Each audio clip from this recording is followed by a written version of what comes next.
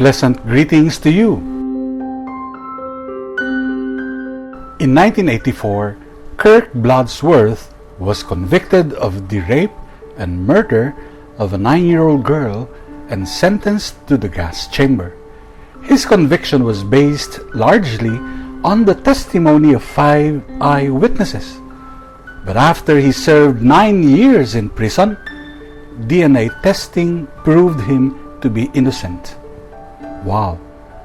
A report of the Innocence Project, an organization that uses DNA testing to exonerate those wrongfully convicted of crimes, says that since 1990s, when DNA testing was first introduced, 73% of the 239 convictions overturned through DNA testing were based on eyewitness testimony. 1/3 of these overturned cases rested on the testimony of 2 or more mistaken eyewitnesses. There's research showing that 75% of false convictions are caused by an inaccurate eyewitness statement. This is attributed to factors such as memory decay, poor eyesight, induced stress, and something known as eyewitness talk. That is, eyewitnesses discuss what they saw with each other after the event, and then change their minds about what they thought they saw based on the statement of another witness. One survey found that 86% of real eyewitnesses claimed to have discussed the event with other witnesses prior to giving testimony.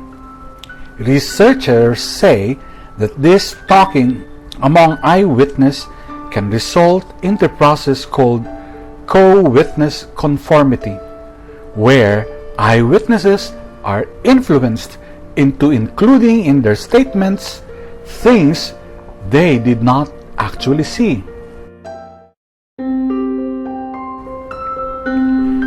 One of the primary reasons Christians believe that Jesus was resurrected from the dead is because of eyewitness testimony. Without the eyewitness testimony of those who saw him alive after the crucifixion and said so, it would be hard to make a case for the resurrection. In Acts 10, for example, the Apostle Peter addressed Gentiles gathered in the home of a centurion named Cornelius. Peter, referring to himself and some fellow believers with him, said, "We were witnesses to all that Jesus did in Judea and Jerusalem," meaning during Jesus' ministry. Then, Peter, speaking of Jesus' death and resurrection, said Jesus appeared not to all the people, but to us who were chosen by God as witnesses. This is one of at least 10 references in Acts to eyewitnesses affirming the resurrection of Jesus. And there are several verses elsewhere in the New Testament that allude to it as well. Paul even reported that Jesus appeared to more than 500 believers at one time. That is all okay, but remember, these are all only second-hand evidentiary accounts that may qualify as hearsay, and in court cases and the reversal of criminal convictions, eyewitness testimony has often been a problem. A huge problem, in fact, as we demonstrated in Bloodsworth's case. Obviously, Thomas would not be convinced with mere eyewitness testimony, right?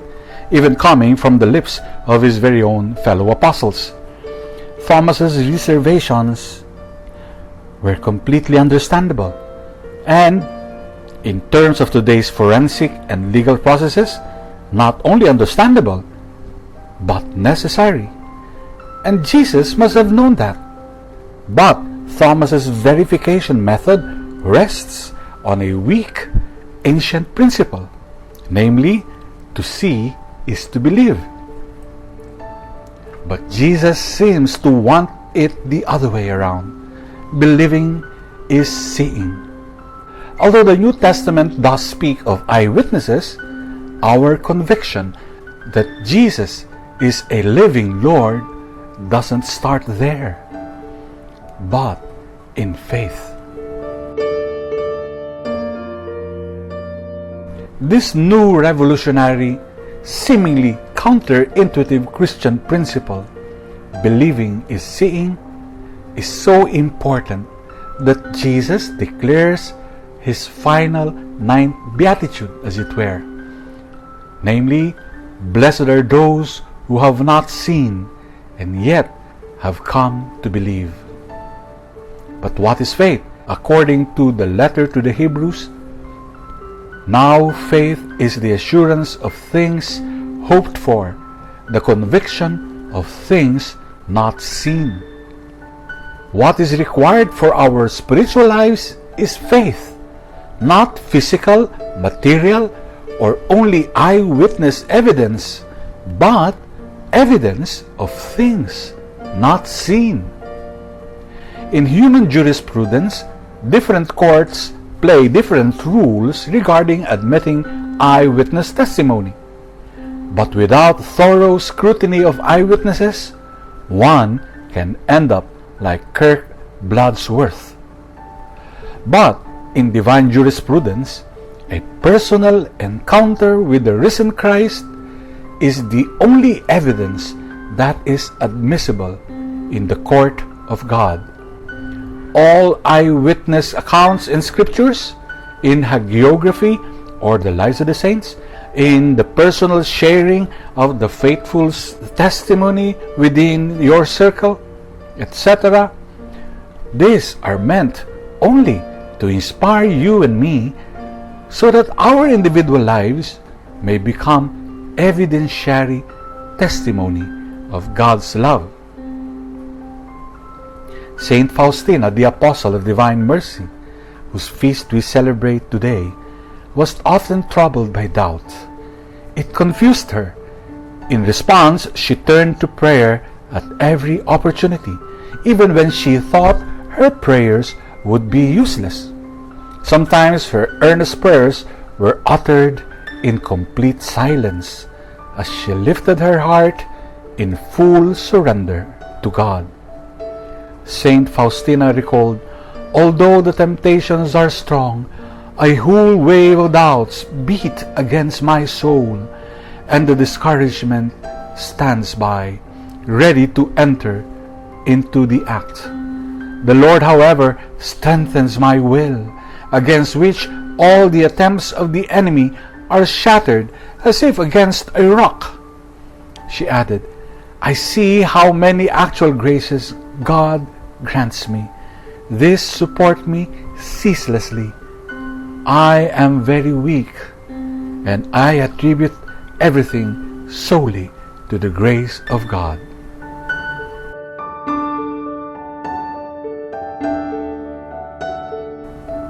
My dear sisters and brothers, let us ponder on this. How many times have we doubted God's promises?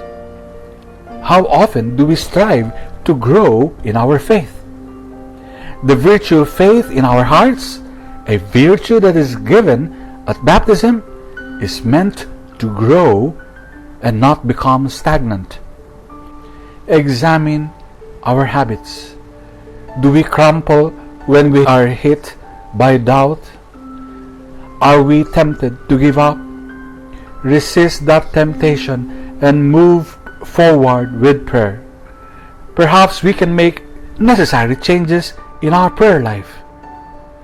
Trust God wholeheartedly and walk by faith, not by sight. Let our lives be the truth verifier that the world needs as evidence that Jesus is truly risen, that He is the King of mercy. Our personal knowledge and relationship with Christ is the most precious evidence of Christ. Like Thomas, may we be able to confess with our lives, "My Lord, my God." May God bless you.